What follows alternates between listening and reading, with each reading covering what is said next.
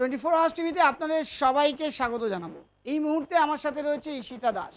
ঈশিতা খুব সুন্দর একটা ভিডিও অ্যালবাম করেছে এবং সেই ভিডিও অ্যালবামের নাম হচ্ছে অবু, যেটা 27শে জুন 2025 রিলিজ হতে চলেছে বোকারো ফিল্মস ইউটিউব চ্যানেল, এবং এটা ওর প্রথম সবচেয়ে বড় একটা গানের অ্যালবাম।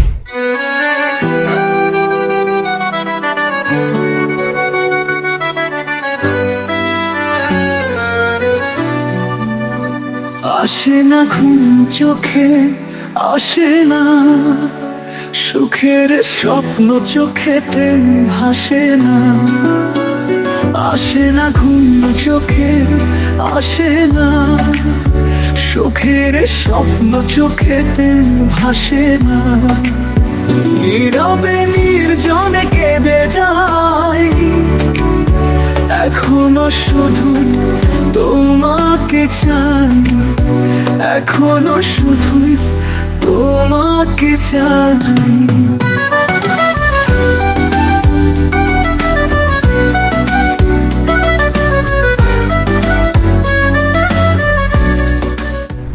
যে অ্যালবাম নিয়ে খুব এক্সাইটেড ও, এবং আজকে আমি ওর সাথে এসেছি ওর সাথে কথা বলার জন্য। এবং আপকামিং স্টার খুব সুন্দর কাজ করেছে এই গানের অ্যালবামটা, না দেখলে আপনারা বুঝতে পারবেন না।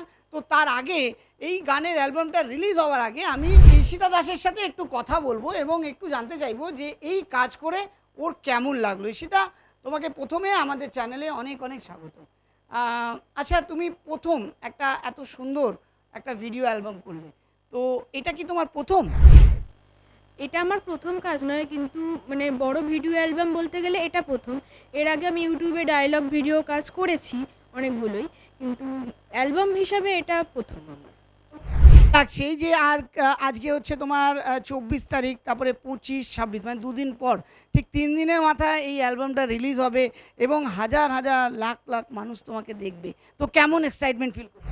এক্সাইটেড আমি প্রচুরই আছি, মানে আমার খুবই ভালো লাগছে। আমি এই কাজটাতে অংশগ্রহণ করতে পেরেছি, আমি সিলেক্ট হয়েছিলাম, আমার খুবই ভালো লেগেছিল। তো এক্সাইটমেন্ট তো ভরপুর আছে, ভালোই আছে। এই যখন কাজটা করছিলে তো তোমার এক্সপিরিয়েন্স কেমন? মানে কাজটা যখন তুমি করলে, এই যে তখন তুমি কিছুটা নার্ভাস ফিল করছিলে কি? যেমন ক্যামেরার সামনে, বড় ক্যামেরার সামনে ফেস করতে হয়েছে, তারপরে লাইট ছিল সামনে, তো একটা অন্যরকম ফিলিংস হয় এটাতে। তো সেটাতে তুমি কতটা এক্সাইটমেন্ট ছিলে? এক্সাইটমেন্ট প্রচুর ছিলাম, নার্ভাস থাকি, মানে প্রথম দিকে একটু থাকি, তারপর আস্তে আস্তে করতে করতে কেটে যায়। তো নার্ভাস সেরকমভাবে এখন আর লাগে না অতটা, কিন্তু এক্সাইটমেন্টটা প্রচুর থাকে। যখন শর্ট ফিল্মটা তোমার শ্যুট হচ্ছিল, তো তখন তুমি তোমার এক্সপিরিয়েন্স কীরকম? এক্সপিরিয়েন্স খুব ভালো। এক্সপিরিয়েন্সটা আমার খুবই ভালো, কারণ আমার মানে কোঅর্ডিনেট যে ছিল, মানে আমার উল্টো দিকে যে হিরো ছিল সে খুবই ভালো ছিল, যে সবসময় মানে হেল্প করতো, এটা এইভাবে সেটা সেভাবে করতে। এছাড়া আমাদের ডিরেক্টরও খুব কোঅপারেটিভ ছিল। তো সব মিলিয়ে আমাদের ক্যামেরাম্যানও ভালো করে কাজ করেছে। তো আমাদের কাজ করতে কোনো দিন প্রেশার লাগেনি, তো সেই অনুযায়ী ভালোই কাজ নেমে গেছিলো। হ্যাঁ, আমাদের 7-8 ঘন্টা মতো লেগেছিল, কিন্তু জার্নি হয়েছে, অনেক স্ট্রাগল গেছে, কিন্তু ভালো হয়েছে কাজটা। শুটিংয়ের সময় তোমার কিছু স্মরণীয় কিছু ঘটনা, যে যখন শ্যুট হচ্ছিল, যেটা তোমাকে খুব মনে রাখে, কেন তোমার প্রথম এই ভিডিও অ্যালবাম যেটা মানুষের কাছে আসতে চলেছে, তো সেটা নিয়ে তুমি কিছু বলতে চাই? স্মরণীয় ঘটনা হচ্ছে, খুব গরম ছিল, মে মাসে শুটিং হয়েছিল, আর আমরা একটা দৌড়ানোর সিন ছিল, আমি দৌড়াতে দৌড়াতে 14 বার হাঁপিয়ে যাচ্ছিলাম। সেই সময় সবাই ওটা মানে অত তো দৌড়ানো আমার মানে ক্যাপাবিলিটি নেই সেটা, তো ওটা নিয়ে একটু খুব হাসি মজা হতো না, সেরকম খুব একটা হাসি মজার ঘটনা ঘটেনি, কারণ মে মাসে প্রচণ্ড গরমের মধ্যে কষ্ট করে কাজটা করতে হয়েছে। হ্যাঁ, সেটাই মানে দৌড়ানো টোড়ানো ওটাই একটা, হ্যাঁ ওটাই অনেকবার রিটেক গেছিল। বাকিগুলো সেরকম কোনো প্রবলেম হয়নি। এর সাথে কাজ করে কীরকম অভিজ্ঞতা? হ্যাঁ, ডিরেক্টর তো প্রথমেই বললাম খুবই ভালো, খুবই কোঅপারেটিভ, একদম বন্ধুর মতো আচরণ করে, উনি খুবই ভালো মানুষ। নামটা কি? চিরঞ্জিত দাস। যখন পেলে বা সিলেক্ট হলে তখন তোমার কীরকম মনে হয়েছিল, সেই ফিলিংসটা?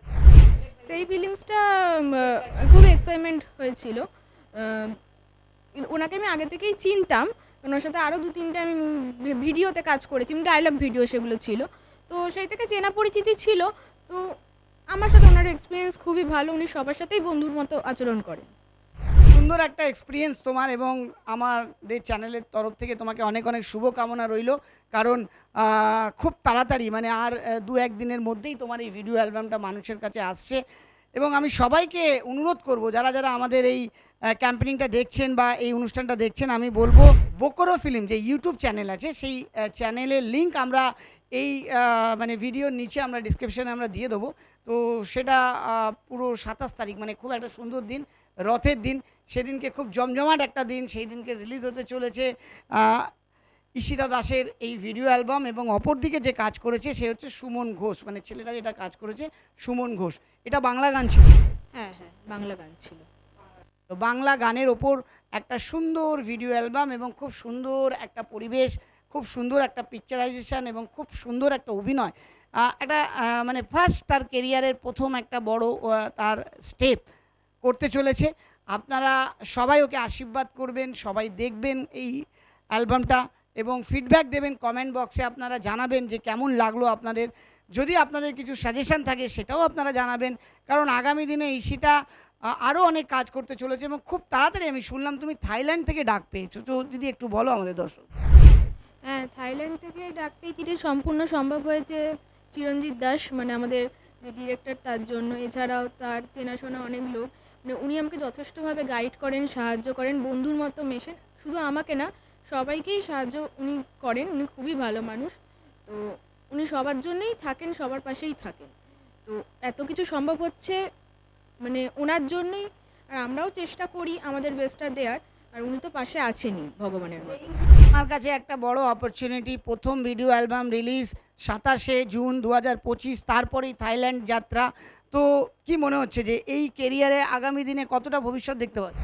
ভালো লাগছে। তো আমি অত টেনশন নিচ্ছি না কিছু, মানে যেমন স্রোতে হচ্ছে সেরকম জাস্ট ভেসে যাচ্ছি।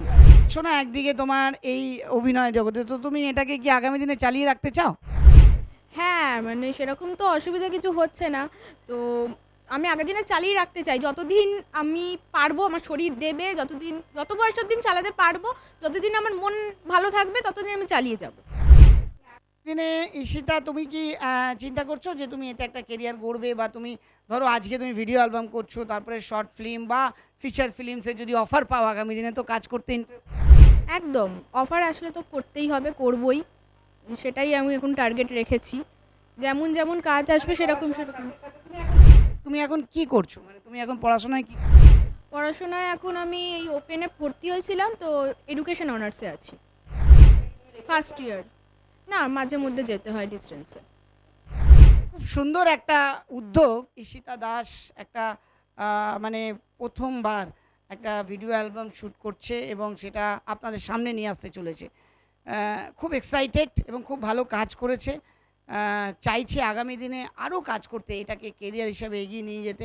কারণ অনেকে বলে যে এই অভিনয় জগতে কেরিয়ার নেই, কিন্তু যদি আপনি সঠিক গাইডেন্স এবং সঠিক যদি আপনি তার একটা গাইডেন্স পান, এবং সঠিক পরিচালক, মানে যে আপনাকে মানে যে আপনাকে পথ দেখাবে, তাহলে কিন্তু আপনি ধীরে ধীরে ঠিক আপনার লক্ষ্যে পৌঁছে যাবেন। ঈশিতা সেইভাবেই তার প্রিপারেশন করছে, এগিয়ে যাচ্ছে, আর আশা করি আগামী দিনে ও আরও অনেক অনেক ভালো কাজ করবে।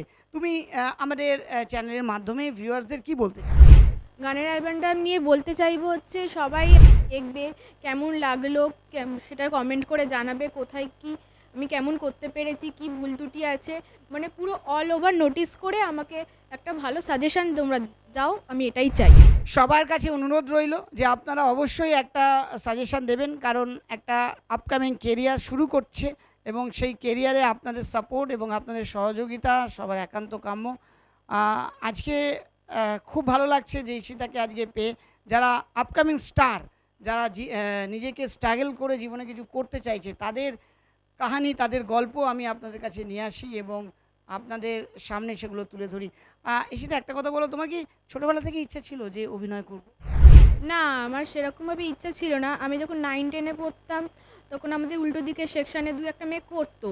তো আমার আবার পড়ার চাপে অতটা সময় হয়নি, তারপর তখনও ইচ্ছা করেনি। 12-এ পড়তাম যখন প্যারা সায়েন্সে, তখনও একটা মেয়ে আমাদের ক্লাসে ছিল, কিন্তু আমি তো মাথা ঘামাইনি, কিন্তু আমার স্টাডি নিয়ে আমি একটু ব্যস্ত ছিলাম। তো আফটার 12 যখন আমি এইচএস দিয়ে নিই, তখন 2023-এ, তখন নভেম্বরের দিকে, মানে এইচএস দেওয়ারও বেশ কয়েক মাস পরে হট করে আমি সোশ্যাল মিডিয়া অ্যাকাউন্ট খুলেছিলাম, তার হয়তো 3-4 মাস আগে। তখন অনেক অ্যাড দিত।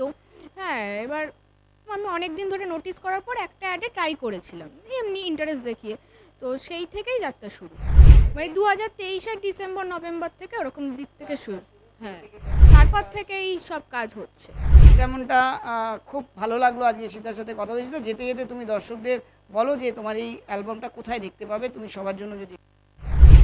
আমার এই অ্যালবাম বোকারো ফিল্মস যে ইউটিউব চ্যানেলটি আছে, যেটা ডেসক্রিপশন বক্সে লিঙ্ক, 27 তারিখ রিলিজ। সবাই আমার পাশে থাকবেন। সবাই পাশে থাকবেন, আশীর্বাদ করবেন ঈশিতাকে, যাতে আগামী দিনেও আরও ভালো ভালো কাজ করতে পারে।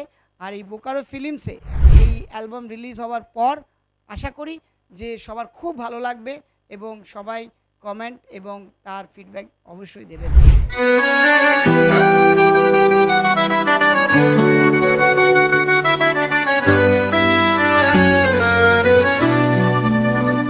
আসে না ঘুম চোখে, আসে না সুখের স্বপ্ন চোখেতে ভাসে না। আসে না ঘুম চোখে, আসে না সুখের স্বপ্ন চোখেতে ভাসে না। নীরবে নির্জনে কেঁদে যায়, এখনো শুধু তোমাকে চাই, এখনো শুধু তোমাকে চাই।